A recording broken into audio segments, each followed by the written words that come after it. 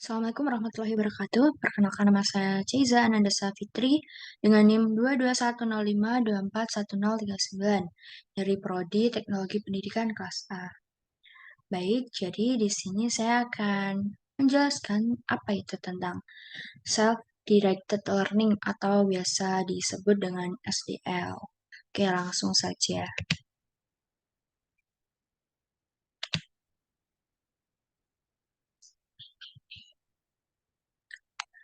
Yang pertama adalah pengertian dari SDL. Apa sih SDL itu? Oke, jadi SDL adalah proses peserta didik mengambil inisiatif dengan atau tanpa bantuan orang lain yang dilakukan dengan menyadari kebutuhan belajar masing-masing, mengatur tujuan pribadi, membuat keputusan pada sumber dan strategi belajar, serta menilai hasil.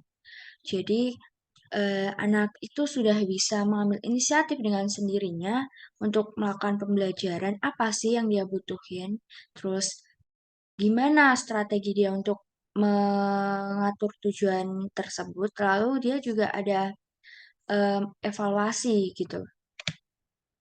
Selanjutnya, dimensi SDL.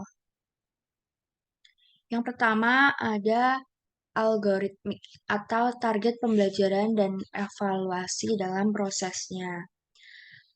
Dimensi ini berkaitan dengan isu pedagogi, seperti itu tadi ya, target pembelajaran dan evaluasi dalam prosesnya. Lalu yang kedua adalah konatif. Dimensi ini berkaitan dengan isu sosial dan psikologis. Ini bisa berupa dorongan dari dalam diri, terus motivasi, inisiatif, dan kepercayaan diri dari peserta didik tersebut. Lalu dimensi yang ketiga adalah semiotik. Eh, Model ini berhubungan dengan penyampaian sumber materi yang sesuai dengan preferensi. Dan yang terakhir adalah dimensi ekonomi, berhubungan dengan nilai pembelajaran itu sendiri. Selanjutnya adalah aspek-aspek SDL. Yang pertama, siswa mampu mengontrol banyaknya pengalaman belajar yang terjadi. Eh, berdasarkan hal ini bisa berdasarkan berupa pendapat atau ide mereka, lalu membuat keputusan mereka sendiri, lalu memilih aktivitas mereka sendiri, dan mengambil tanggung jawab untuk diri mereka sendiri. Lalu yang kedua adalah perkembangan keahlian, yaitu proses menuju aktivitas produktif yang menyediakan kerangka untuk siswa mengidentifikasi minat mereka dan membekali mereka untuk sukses. Jadi mereka sudah ada niat dari dalam diri mereka sendiri untuk gimana sih biar aku bisa sukses gitu. Dan yang ketiga adalah mengubah diri pada kinerja atau performansi yang terbaik.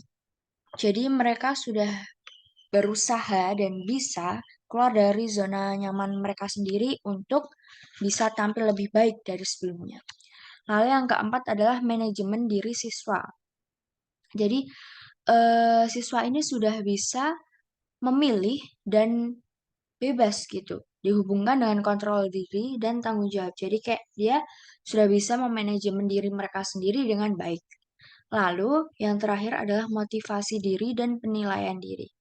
Jadi para siswa itu udah bisa mencapai tujuan dengan minat yang tinggi. Seperti contohnya ketika si anak ini pengen masuk ke PTN yang ia pengen kayak di PTN A gitu. Jadi dia udah ada motivasi diri, kayak aku harus bisa nih ke sini. Jadi aku harus belajar, harus giat, harus cari-cari info gitu. Jadi kayak motivasi udah ada. Selanjutnya adalah faktor yang mempengaruhi SDL. Nah, ini ada dua ya. Itu ada faktor internal dan faktor eksternal. Jadi kita mulai dari faktor internal terlebih dahulu. Yang pertama, cara belajar untuk mencapai keberhasilan. Jadi setiap pembelajaran mahasiswa atau siswa itu sendiri harus memahami cara belajar yang sesuai. Eh, dengan SDL ini atau Self-Directed Learning, siswa dapat memahami, mengetahui kekurangan belajar, dan mencari solusi cara belajar yang tepat. Lalu yang kedua adalah mood atau suasana hati. Kayak kita tahu sendiri ya, kalau kita lagi nggak mood atau suasana hatinya tuh nggak enak gitu buat belajar tuh pasti nggak bakalan lancar juga belajarnya. Entah itu materi yang dipelajari nggak masuk atau cepat lupa gitu. Jadi kita harus kalau belajar tuh harus sesuai dengan mood kita gitu ya. Tapi jangan terus kalau belajar cuma nunggu mood aja. Jadi kita harus ada motivasi itu tadi. Jadi semua itu saling keterkaitan atau berhubungan gitu ya. Lalu yang ketiga adalah aktivitas belajar serta persiapan.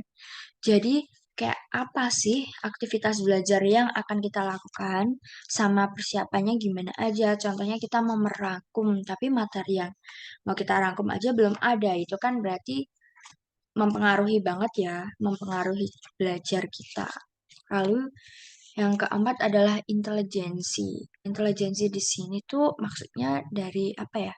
Dari kayak setiap anak tuh kan memiliki intelijensi yang berbeda-beda. Semakin dia tuh memiliki intelijensi yang tinggi, dia pasti minat belajarnya juga tinggi, beda sama yang tingkat intelijensinya rendah. Lalu yang terakhir adalah kesadaran siswa atau mahasiswa. Jadi, dalam melakukan SDL sangat berpengaruh terhadap proses pembelajaran yang dilakukan. Siswa atau mahasiswa ini memiliki kesadaran tinggi untuk mendapatkan hasil belajar yang diharapkan. Jadi, kalau siswa tersebut tidak memiliki kesadaran bahwa, oh, aku harus belajar nih, aku karena aku pengen dapat nilai A misalnya, atau karena aku pengen masuk ke PTN itu, atau gimana gitu ya. Nah, kalau nggak ada kesadaran tersebut, dijamin deh ini SDL nggak bakalan jalan dengan baik gitu. Lalu faktor eksternal, kita masuk ke faktor eksternal yang pertama yaitu waktu belajar. Jadi mahasiswa atau siswa itu mengatur rencana kebutuhan belajarnya sendiri. Jika mahasiswa atau siswa tersebut dapat melakukan manajemen waktu dengan baik, maka akan terlaksanakan pembelajaran mandiri yang baik pula. Lalu yang kedua adalah tempat belajar yang nyaman. Nah, ini nih salah satu fasilitas yang mendukung tentunya ya, serta dapat memberi kesadaran dan keinginan mahasiswa atau siswa tersebut untuk belajar secara mandiri. Contohnya aja kalau kalau tempatnya tuh nggak nyaman, terus berisik, itu kan kayak kita udah ke distract ya, kayak distraksinya banyak banget, nggak bisa fokus juga.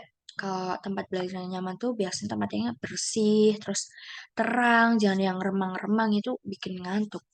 Terus yang ketiga adalah motivasi belajar. Jadi dapat menyebabkan siswa atau mahasiswa terlibat dalam suatu proses pembelajaran, fokus pada tujuan belajar dan mengerjakan tugas belajar dengan baik. Jadi apapun itu kalau motivasinya kuat, pasti juga hasilnya oke. Lalu yang keempat adalah pola asuh orang tua. Di mana tumbuh kembangnya kepribadian anak itu tergantung pada pola asuh orang tua yang diterapkan dalam keluarga. Jika pola asuh orang tua sejak kecil itu kayak males-malesan atau kayak yang nggak kerja keras jadi kayak ya buat belajar diri sendiri aja tuh kayak nggak mau gitu loh malas gitu. Lalu yang terakhir adalah evaluasi diperlukan dari siswa atau mahasiswa setelah melakukan SDL untuk menjadi gambaran pada proses pelajaran selanjutnya. Jadi kayak, oh kemarin aku udah belajar kayak gini, dievaluasi tuh apa aja yang masih belum pas, belum sempurna, atau masih belum srek gitu. Misalnya dari segi waktu, terlalu membuang-buang waktu mungkin, atau materi yang dipelajari itu masih belum pas gitu. Jadi untuk kedepannya supaya lebih baik lagi. Lalu tahapan utama dalam SDL. Yang pertama itu planning. Jadi kita harus planning itu kan merencanakan ya. Jadi kita harus merencanakan kayak gimana sih kita mau belajarnya tuh yang kayak gimana. Jadi kita harus udah ada rencana. Jadi biar kita tuh nggak waktu terjun tuh nggak kita mau ngapain ya? Mau belajar apa ya? Kan nggak banget ya.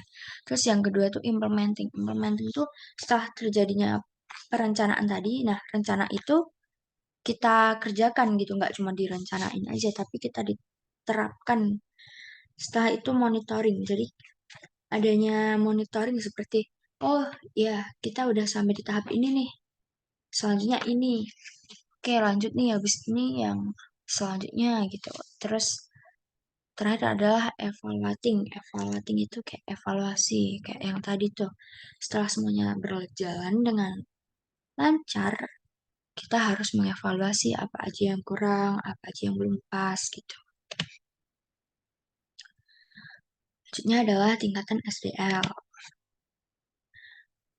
Jadi di sini ada dua tingkatan ya menurut Semiawan 2007. Itu ada tiga yaitu SDL kategori rendah, SDL kategori sedang, dan SDL kategori tinggi.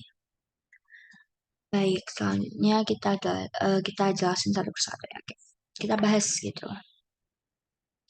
Untuk SDL kategori rendah itu siswa masih menyukai proses belajar yang terstruktur atau tradisional seperti masih adanya peran guru dalam ruangan kelas itu termasuk kategori rendah. Selanjutnya kategori sedang itu siswa tersebut sudah berhasil dalam situasi yang mandiri, namun tidak sepenuhnya dapat mengidentifikasi kebutuhan belajar, perencanaan belajar, dan dalam melaksanakan rencana belajar. Jadi masih butuh bimbingan dikit-dikit gitu dari seorang guru. Nah, yang terakhir adalah kategori tinggi. Jadi ini benar-benar pure SDL, SDL banget pokoknya. Karena apa? Karena dia udah mampu mengidentifikasi kebutuhan belajar serta mampu melaksanakan rencana belajar dengan baik, dengan terstruktur. Sedangkan menurut Grow pada tahun 1991, tingkatan SDL itu terbagi menjadi 4, yaitu yang pertama, tingkat 1, pembelajar bergantung. Pembelajar bergantung itu kayak gimana? Jadi, pembelajar yang bergantung itu sangat bergantung. Jadi, tidak ada pengarahan dari diri sendiri itu masih belum ada. Jadi, dia benar-benar bergantung sama arahan orang lain. Jadi, masih bergantung sama guru atau pendidik gitu. Tingkatan yang kedua yaitu pembelajar tertarik. Nah, dia udah mulai ada ketertarikan nih buat belajar mandiri. Dia udah ada kesadaran, mungkin aku butuh deh belajar ini. Mungkin aku butuh deh lebih tahu tentang materi ini. Nah, gitu. Dia juga udah cari peluang tuh, serta kayak cari-cari. Kayaknya aku kan butuh nih. Aku cari di perpus atau aku cari deh di internet gitu. Jadi di sini peran pendidik itu menunjukkan antusiasme untuk belajar dan memotivasi diri anak tersebut gitu. Lalu yang ketiga adalah pembelajar yang terlibat.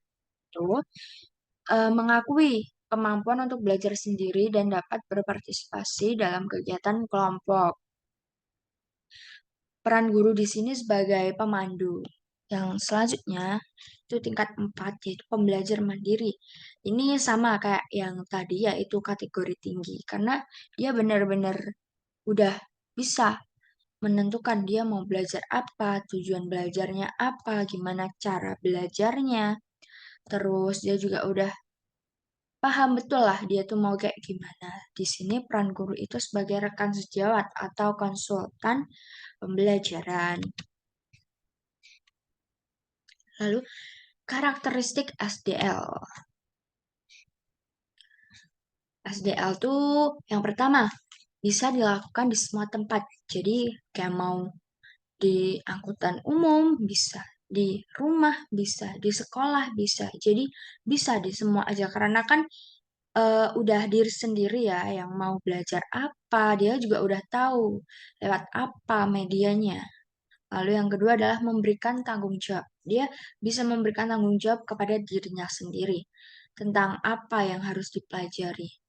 Yang ketiga adalah memanfaatkan segala bentuk media dan metode pembelajaran yang telah terbukti efektif. Karena karena dia udah tahu mau pakai cara yang apa, seperti media dan metode pembelajaran yang seperti apa. Jadi dia udah bisa lebih memanfaatkan yang ada. Contohnya, aku mau belajar tutorial desain. Nah, aku berarti carinya di YouTube. Terus ada lagi, aku mau itu deh, membaca-baca ebook, berarti aku cari ebook, gitu-gitulah. Terus yang keempat adalah mengevaluasi keberhasilan belajar. Nah, dia udah bisa mengevaluasi keberhasilan belajar tersebut. Dia bisa, contohnya dia mungkin bisa dari praktek atau dari tes tertulis yang dia ikuti gitu ya. Lalu yang kelima adalah memungkinkan pembelajar untuk memulai, berhenti, dan belajar sesuai dengan kecepatannya.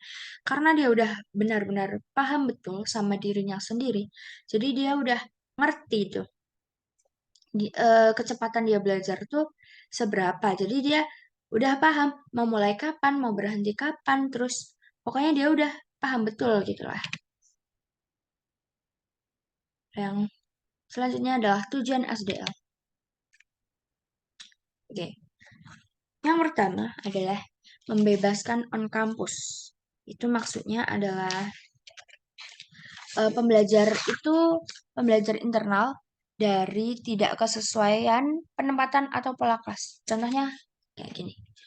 Ada kan kayak orang yang kalau belajar yang di kelas terus kayak aturan duduknya cuman gitu-gitu aja. Monoton ibaratnya gitu. Nah, dia tuh bisa membebaskan dari posisi tersebut gitu. Yang kedua adalah memberikan off campus. Off campus yaitu memberikan peluang untuk melanjutkan belajar sesuai dengan lingkungannya. Jadi nggak melulu tentang apa yang diajarkan di kampus atau di sekolah gitu loh. Dia pengen belajar. Contohnya gini, si anak ini masih SMA contohnya. Oh enggak deh, udah kuliah nih, udah kuliah terus jurusannya di pendidikan. Sedangkan dia tuh pengen belajar tentang masak. Kan di kampus tuh nggak diajarin tuh tentang masak karena dia kan kuliah di jurusan pendidikan. Nah, jadi dia bisa mengeksplor lebih dengan cara belajar mandiri. Dia bisa belajar dimanapun itu, mau ketika pulang kampus atau waktu nongkrong sambil belajar lihat di YouTube gitu. Dan yang ketiga adalah mengembangkan kemampuan untuk mengarahkan belajarnya sendiri. Jadi semua pembelajar yang merupakan kematangan utama untuk berpendidikan. Jadi ya itu tadi, semua orang pasti bisa mengarahkan belajarnya sendiri karena dia udah memiliki kemampuan tersebut. Oke, kita selanjutnya masuk ke kelebihan SDL. Yang pertama, siswa bebas untuk belajar sesuai dengan gaya belajar mereka sendiri. Karena udah tahu kan tadi dia paham dia mau belajar kayak gimana. Terus yang kedua adalah menekankan sumber belajar yang lebih luas. Kayak mau belajar A bisa, B bisa, sebenarnya juga luas kan.